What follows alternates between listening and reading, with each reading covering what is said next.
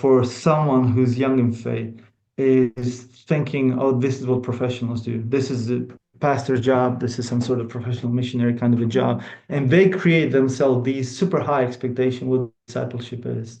And they never feel like ready for it. So kind of passive in it, then they don't feel like qualified for it. So I would just say, man, it's like any other relationship. Do not think of it. Show interest in a guy.